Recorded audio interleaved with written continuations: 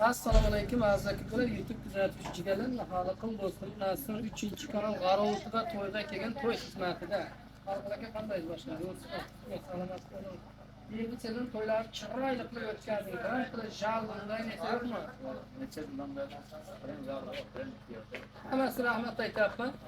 Kamerachi kelin shunday kuylarni birga ko'rsatib o'taylik va nima deydi, undan tashqari aviakassa xizmatini ham qiladi. To'y xizmati, kamera, arka, любой xizmatlar nomerlari 900 774 900 bo'ladi.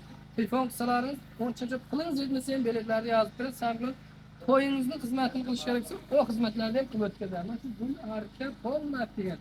To'ylarda har kun G'arovutida to'y bor, har joyda. Evet.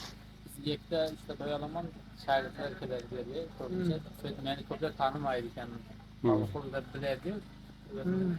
Bu ishda komplekt kamerasi bor-da, shuning uchun 3 yerda bo'lib qolgan sababli bu to'ylaringizni o'zi kelolmay qolsa ham, noto'g'ri tushunmangizlar, shogirdlari bor, o'zi seron hamma montajni o'zi qiladi, chiroyli tarzda o'zi o'tkazib beradi. Aslında qo'ldan o'tkazib topshiraman, birin joliba yo'q.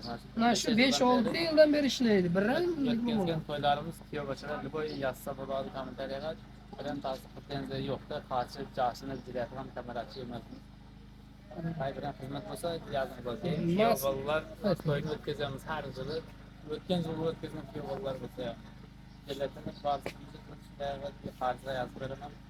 Barib ishlar taylaydi. Aviakassaning adresi Kolxozavodda, parkning ichida Xalqil aviakassasi desa, любой odam taniydi.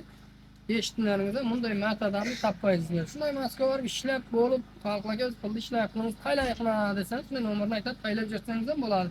Bir yerni qarz olib, qiynalib yurgandan ko'ra, shu makonga xalqlarga murojaat qilaverasizlar.